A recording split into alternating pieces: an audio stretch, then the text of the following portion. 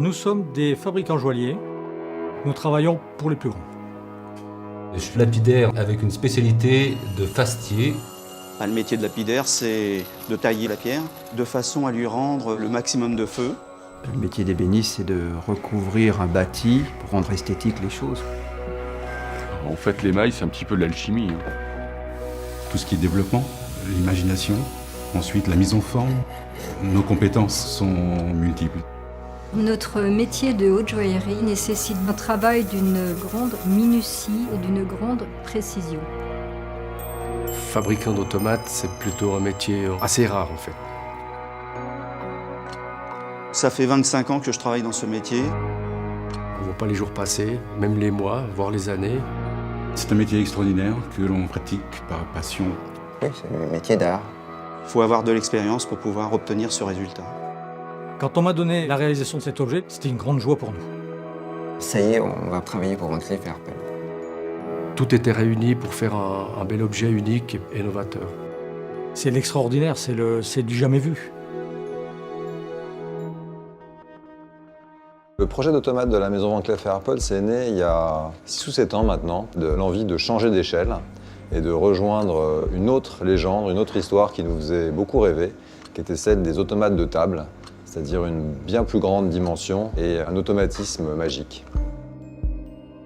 Cet objet répond avant tout à la dimension narrative et poétique de la maison. Il s'inscrit dans tout un univers visuel et magique qui nous plaît beaucoup et qui nous inspire. Ce projet, il est encore plus beau que ce qu'on pouvait imaginer.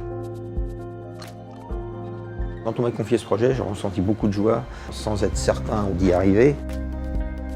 Mais connaissant très bien les artisans avec lesquels je travaillais, je savais que je pouvais compter sur eux de nuit et jour. Ils ont des spécificités, donc on a été chercher les plus pointus, entre guillemets, une vingtaine en tout. Dans le projet de Van Cleef & Arpels, il y a un dialogue, parce qu'un automate, c'est pas juste un objet qu'on remonte, qui bouge. J'essaie de donner une histoire à l'objet.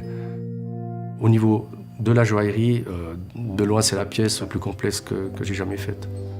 Je pense que la première qualité qu'il faut avoir, c'est de la patience.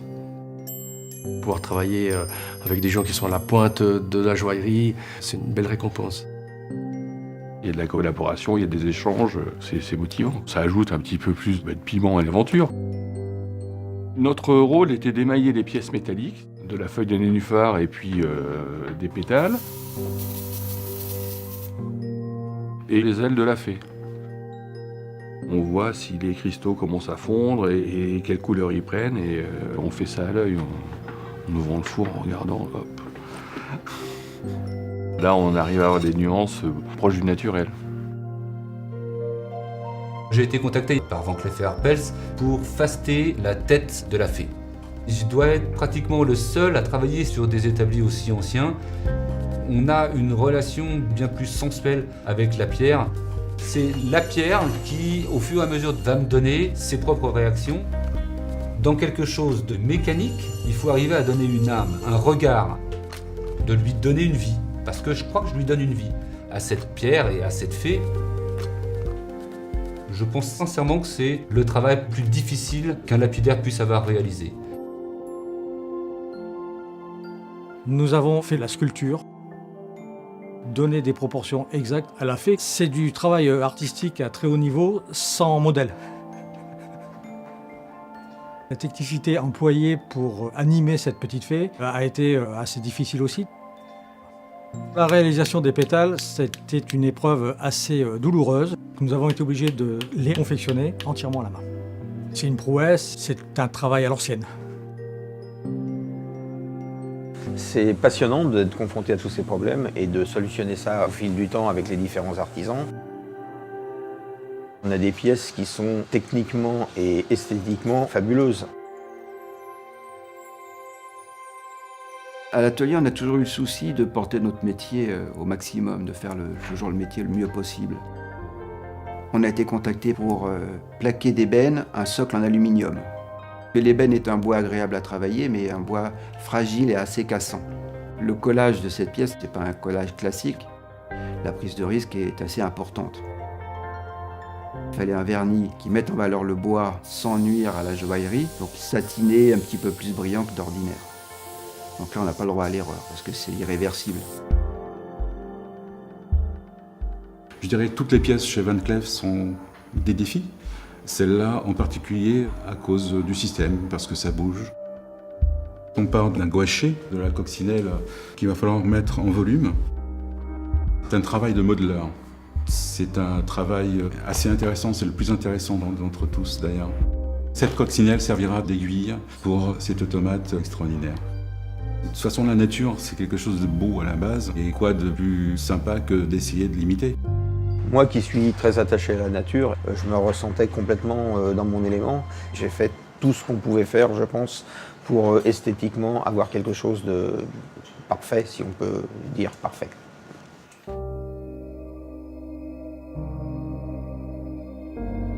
Elle est exceptionnelle, cette petite coccinelle, dans le sens où c'est un petit objet qui est minuscule, avec de très grosses pierres. Nous devons les suifer. La pierre suifée est une pierre dont il n'y a aucune facette. On l'arrondit à la main, on la polit à la main, et elle devient lisse comme un bonbon. C'est une difficulté particulière parce que nous faisons tout à l'œil, comme ça, sans repère. Nous avons travaillé ce papillon sous forme de dentelle avec un maximum de légèreté, une transparence. On ne voit que de la matière brillante et des diamants. Nous avons l'habitude de réaliser des papillons pour la maison Van Cleef & Arpels, mais c'est la première fois que nous le réalisons en mouvement. On a recherché un système qui a permis de créer un battement d'ailes complètement aléatoire à l'image d'un vrai papillon. La matière exceptionnelle qui est l'opale est très difficile à travailler, particulièrement friable, et le papillon se métamorphose. C'est un travail d'équipe sur plusieurs mois de recherche et d'aventure et qui finalise ce rêve en réalité. Aujourd'hui, Van Cleef & Arpels prend le temps de faire des choses qui ne se font plus.